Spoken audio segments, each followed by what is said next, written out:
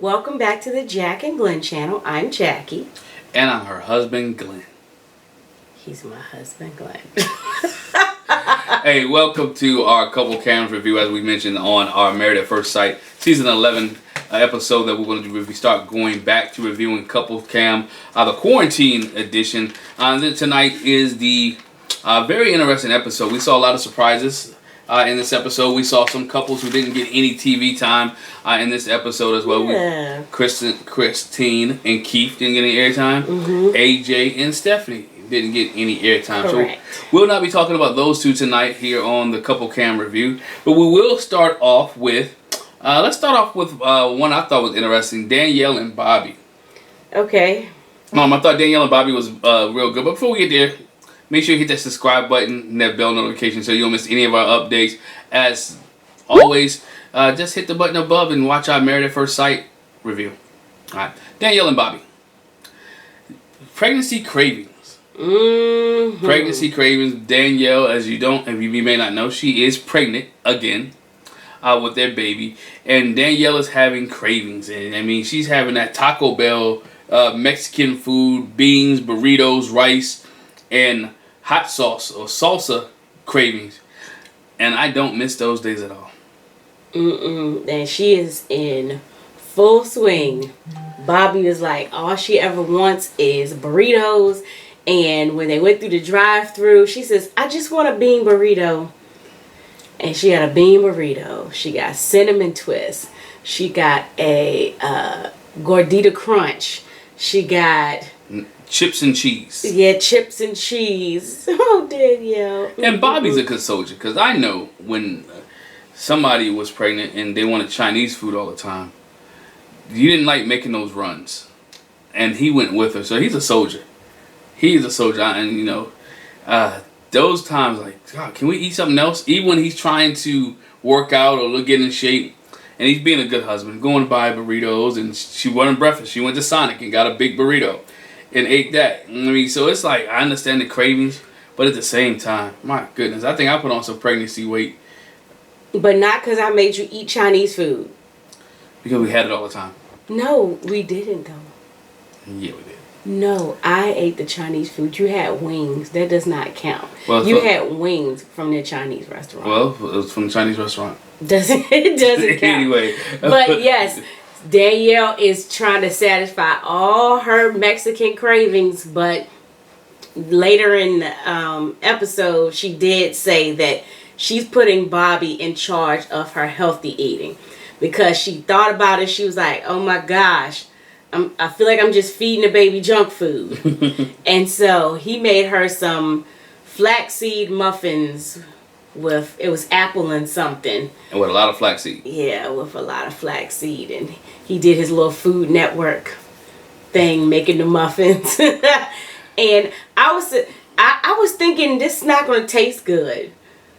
But it must have, because Danielle ate it and she shared it with the baby, and the baby didn't have a problem with it. So she said, you know, I'm trying not to put on a whole lot of weight in this pregnancy. But she's stopping herself early, so that's a good thing. But you also got to know, and if you didn't see the Where Are They Now episode, she talked about her high-risk pregnancy with the first child, so she has to be careful with this one too.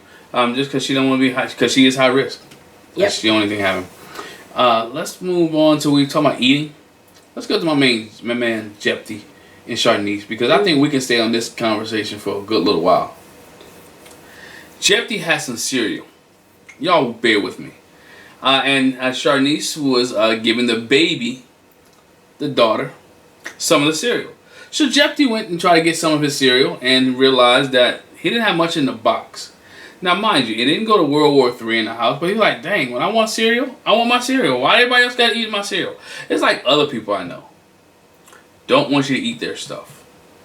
I'm just saying, when you have something, I think it's house commodity. You should share in the house. It's for everybody. I do not want to do this on this camera. Really? Really, some people?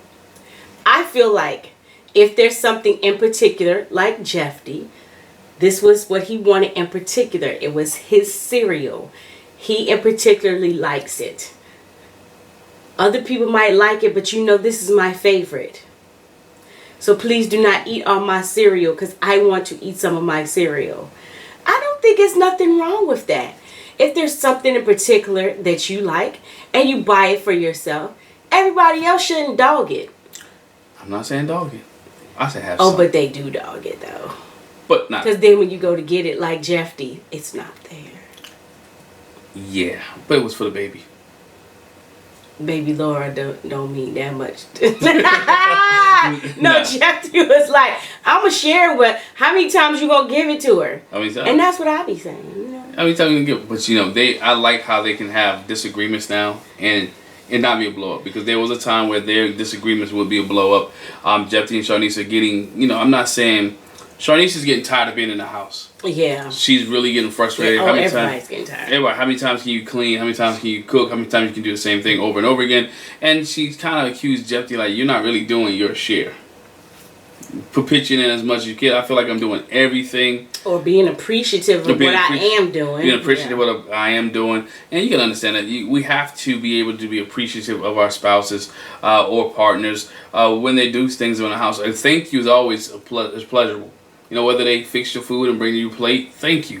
Whether they fix the food and don't bring you a plate, at least thank you for fixing the food. Or if you one that cooks and another person does the dishes, say thank you.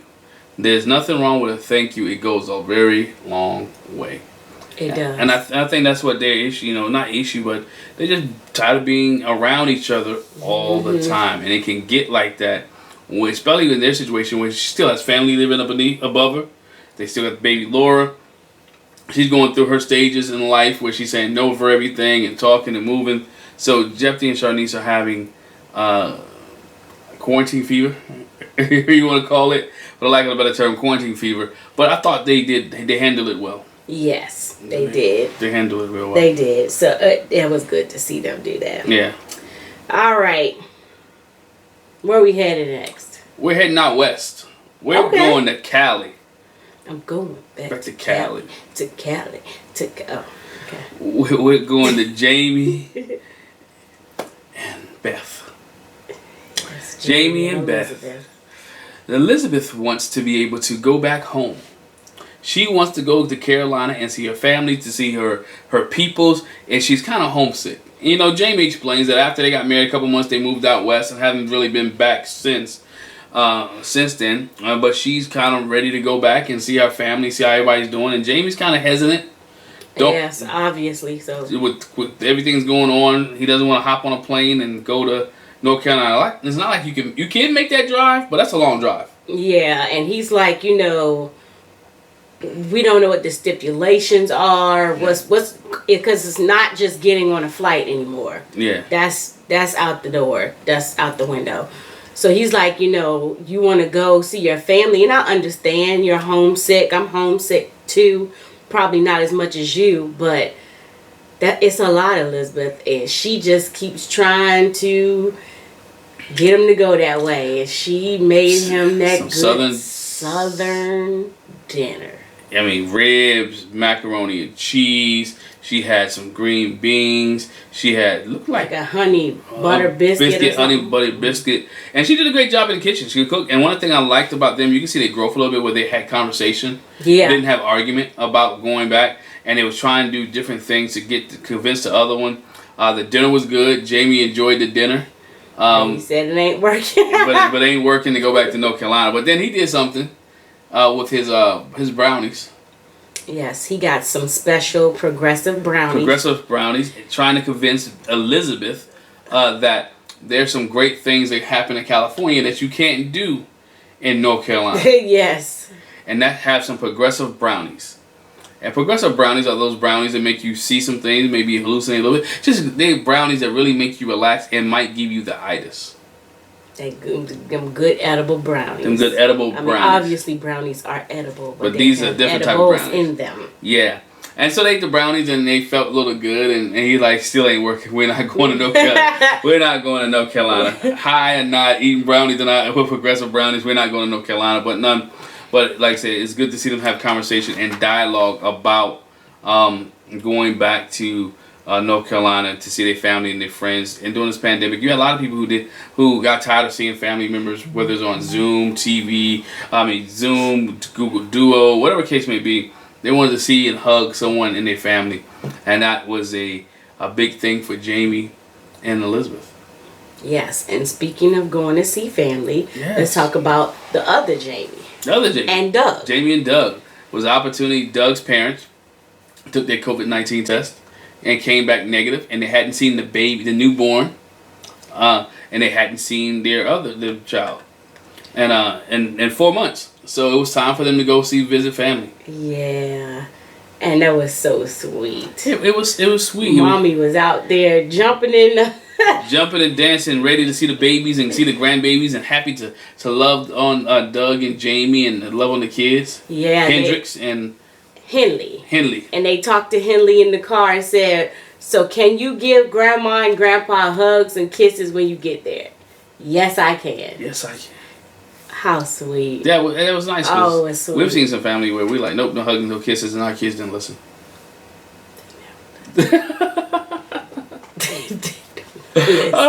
But we're excited to see family members. But one thing that was funny in this with Jamie and Doug was that Jamie had mice in her car, in the glove compartment. Before they left, yeah. Before they left. Now I don't understand how mice get in the glove compartment. I understand they crawl underneath the car and all that, but 2 mice. Mices? No, it's mice. Not mices. It's mice. 2 mice were in inside joke, sorry. Inside joke. Okay, 2 mice were inside the glove compartment, and Doug was so brave, trying to get both of the mice. And there was nothing there. And there was nothing there. But Jamie swear the mice were eating the pamper. And had taken up residence in the pamper in the glove compartment. In the glove compartment. So she didn't see anything, he didn't see anything.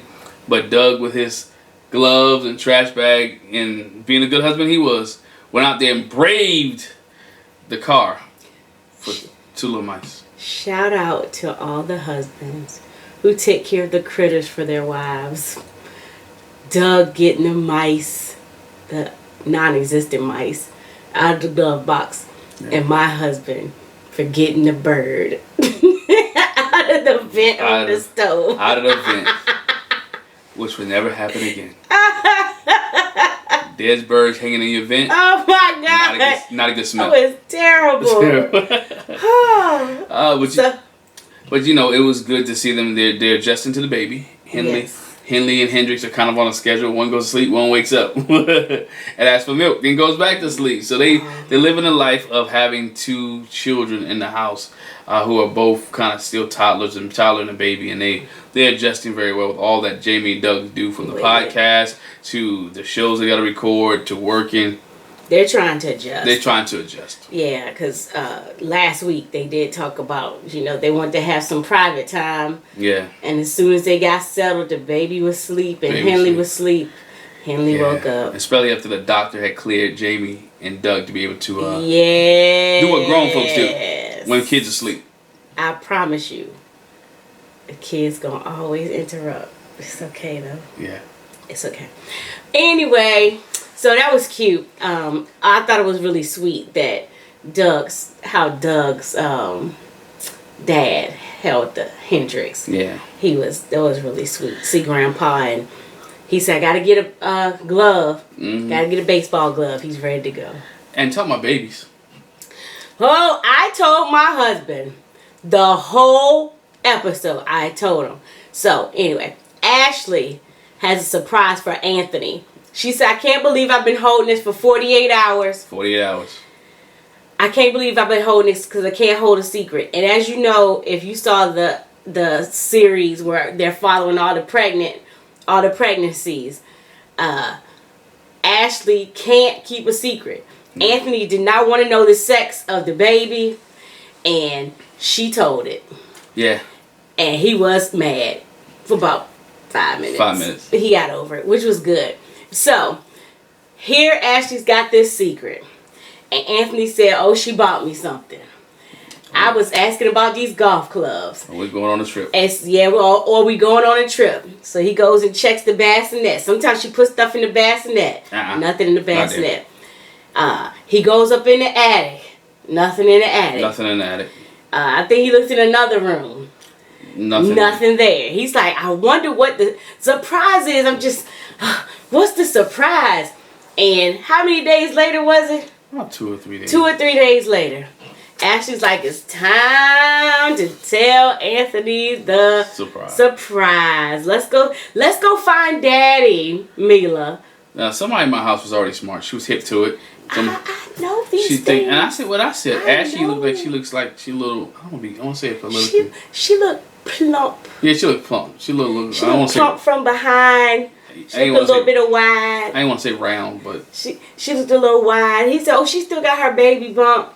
And I was like, "That's not still. It might be a little bit still." I said, "The surprise is she's pregnant. The surprise is she's pregnant." And he was doubting me. Trust me, I know. I trust you. And the surprise was Mila ran up to Anthony with a big sister shirt on. You can't be a big sister if you ain't got no baby on the way. Ow! And again, I'm so excited for he's them. so happy, and there's a baby on the way. I love them. I'm so excited for them. Then there's a baby on the way. Now, while they have a baby on the way, there's another couple who's trying to... Trying to get into the baby end zone. Trying to get into the baby end zone. And look, Deonna did a great job drawing up an end zone and get her game plan, her play, and her flank going this way, and the receiver going that way, and the sperm and got here, and her uterus and her fallopian tubes and her eggs, and she drew Greg a whole diagram. But before we even got to the diagram, Greg looked like he was so uninterested. Well, yeah, because she gave him the whole rundown before. She said she's been on, and I feel you, Deonna. Oh my gosh. She said she had been on birth control pills for 15 years. 15 years. And she let him know, this is my last pack of birth control pills. Are you sure you ready? Are you ready? She said, are you sure you ready? We gonna be a go? She told all the other couples on the little Zoom. I convinced Greg he's ready to work on a baby. Yay. And so... And as most men fashion. He was like... Bobby's like, ain't nothing wrong with practicing. That's what Bobby said. And that's what Bobby said. And that's what... Bobby and Danielle stay practicing. They stay practicing. There's nothing wrong with good practice. Yeah, but Deonna shared with Greg a whole spiel about, so when I get off the birth control pills, it takes a while for your body to get adjusted, and then you have to ovulate, and then this has to happen, and Greg's like, huh? And they play slow music like he was taking a nap. I guess he was like, I took family life a long time ago, but I think it's still pretty fresh, But really, though, it's very important what she said, because he's so silly. He was like, so after you take the birth control pills and you ovulate, you're going to get pregnant right away. No. My body and my hormone has to get back in sync. Have to get used to not being on the birth control pills. I've had that problem. Yeah, we've been through that a couple times. Mainly one time. Yeah. But good soldiers. So, Greg's ready to go. I like the football diagram. And he said that actually helped. Yeah, that's helped. All the diagram of the uterus and the fallopian tubes and the ovaries with the vagina like this long, this long off the cervix. He wasn't getting it. But the football, that got him. And I think, they've been married over a year and a half now. Close to a year and a half. That's what they said they wanted to do. And that's when they wanted to wait and to get things popping. And Deonna's having that baby fever we saw in previous episodes where they had the little baby. What was his name? Jordan? What's his name? Jordan? I can't remember. The baby he threw in the backseat, they forgot. It was Junior. It was Junior, yeah. It was Junior. So they're in that stage where they're moving. I guess we're having a lot of quarantine babies on Married at First Sight. Oh my God. There's nothing for them to do at home for 3 or 4 months but to see each other and be with each other and have babies. And babies. And babies. Y'all stay safe out there. Y'all stay safe out there. And speaking of staying safe, Jessica and Austin. Yeah. Jessica now, feel like she's a little bit safer. DC's opened up. Their COVID cases have dropped down. and they're closing her hospital ward. They're closing the COVID surge unit that she's been on. That she's been working hours after hour. And I like how they showed, you know, from day 1 to day 144 where she was at, and she talked about, you know, all the times that day 44. Day 44, then 85, then 106. She showed all the time that she was working. It was stressful, and it was kind of a mixed feeling day when they shut it down, because she didn't like, man, I'm glad that it went down, but we're still not out of the woodwork yet, and I still got to work. But, you know, I told my wife that we was watching, I thought it was funny when you watch season 10 of Married at First Sight, she had an issue with Austin being traveling all the time, and she's being by herself. Now in this situation, Austin is by himself all the time, and she's working. And she's the one who's working. So the roles were kind of reversed from what she thought was going to happen. And now Austin has to adjust with her not really being around. But they was able to have a date night. But he took it in stride. Yeah. I'm going to say that, though. Because I think she stressed herself out so bad about him traveling. But Austin really took it in stride. Yeah, he took it in stride. He took it in stride, and he didn't let it really disrupt him. He tried to do what he could. We saw him do the graduation before, and they did the beer tasting in the house, and now they found the dog. And now they get to go outside and beer taste. Yeah, out in her matching mask and dress. Eating tacos again. Not again, but eating tacos. That's taco theme episode and drinking beer. But they had a good time. They were spending time in D.C. There's a lot of things to do in Washington, D.C. in the area. A lot of restaurant stuff downtown. They make sure they had social distancing. They made sure they walked the dog, and they enjoyed themselves just being outside and having a good time. And, you know, so it's good to see how they're interacting at home, filming themselves during the quarantine, because everybody's doing something different. Everybody's doing their own thing. Everybody's adjusting to quarantine life in their city, and everyone's city has different requirements. You know, San Francisco, it may be locked down, and Carolina may be at another level, reverting back to another phase, and then you got Philadelphia, and then you down, you know, in Texas, and all the places where they're at. So they're adjusting to their life in quarantine on their stage. You know, we know Ashley's back at work in Chicago. So it's a lot of things. Good to see how they interact and deal with each other, and from a life perspective, even though it's a show, but it's their reality. This time they're not getting married. This is how they live in their life in quarantine. So I think it's good. Thank you for enjoying the review. Make sure you hit that subscribe button. Make sure you hit that bell notification. Make sure you check out all our Married at First Sight reviews. Oh, man, and always, just thanks for being here. Leave a comment in the comment section below, and we'll continue to do these if you continue to comment. Yep. Thanks a lot. Bye. Bye.